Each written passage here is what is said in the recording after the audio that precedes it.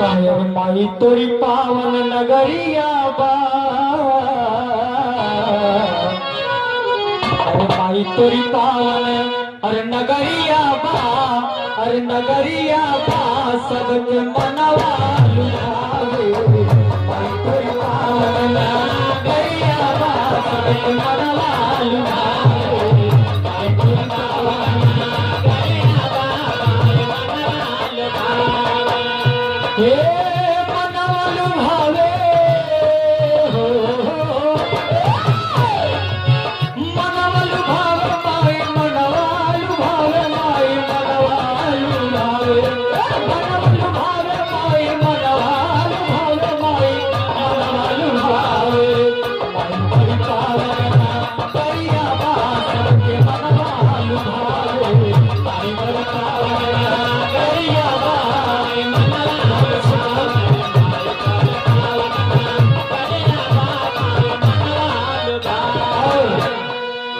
तालियां की गड़गड़ाहट नहीं सुनाई दे रही। दादा बहुत से मंच पे मैंने विराह गाया है, कोई जिला बाकी नहीं है हमसे।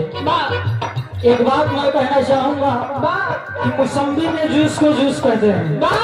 सूरज भाई हमारे कैमरा लगाए हैं, रिगार्ड करो मुन्ना तेरे काम आई है कि मौसम्बी के जूस को जूस कहते हैं और माता रानी के दरबार में जो ताली ना बजाओ इसे सबसे बड़ा कंजूस कहते हैं।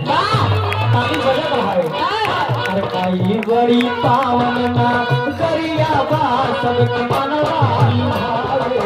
बड़ी पावन नगरिया बा सबके मनवा लुभावे।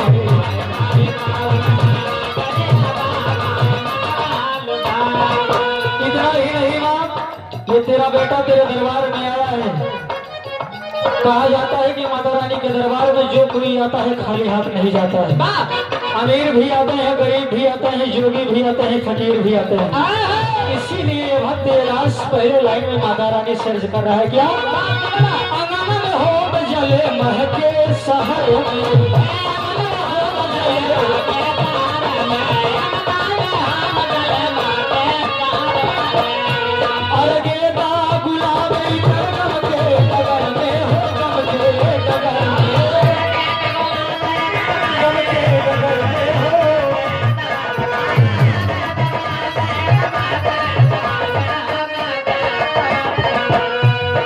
लगी सतरंगी बाजरिया बा।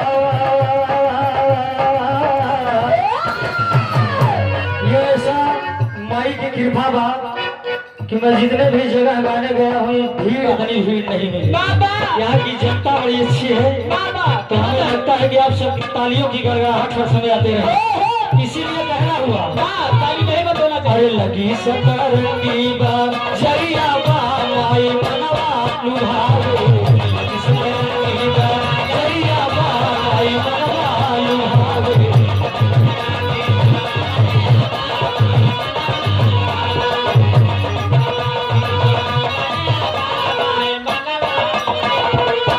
दूसरे लाइन में भक्त कह रहा है कि माँ तेरे दरवाजे थे, जिगरे गावे की शहूर नाई वो तोरे सर्वप्रथम तोरे दरवाजे पे आवा छो। बड़े बड़े ज्ञानी तेरे दरवाजे पे तेरे द्वार पे आके ज्ञानी हो गए माँ।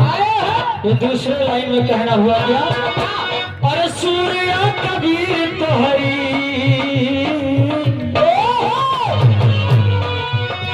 अरे सूर्य कबीर तोहरी कईले भजनी।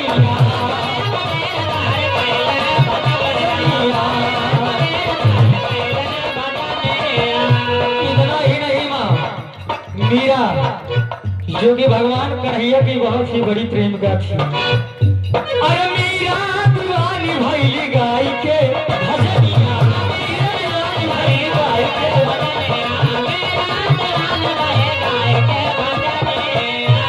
अरे ममता मई माँ मैया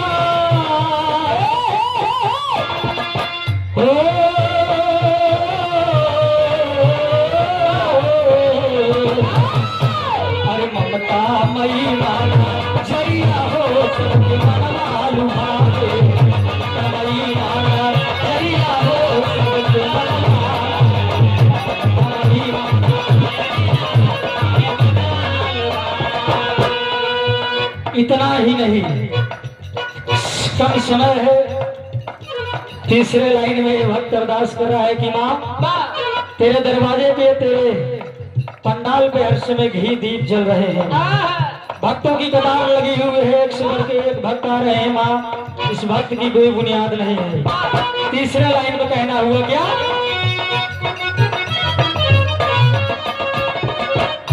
अरे मन के मदिरवा में,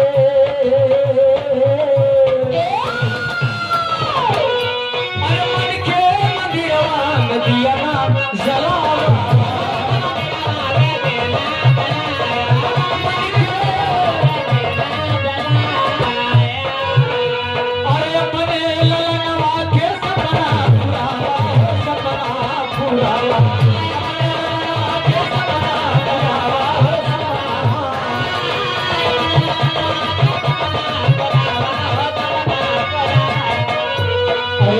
तो विराजा मायरिया हो,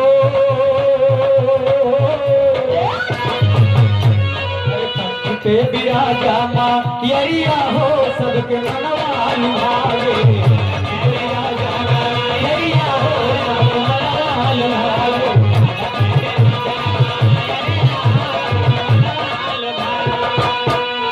आखिरी और लास्ट लाइन क्या,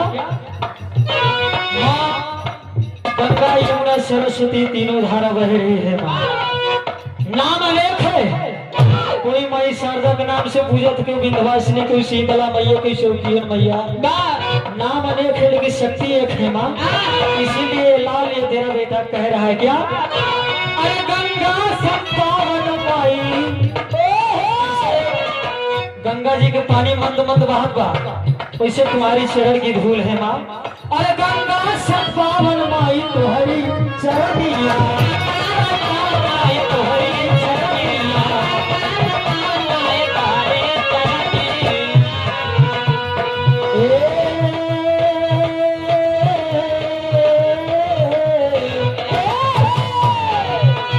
अरे सुर नर मुनि गाव तुम्हारी भजनिया,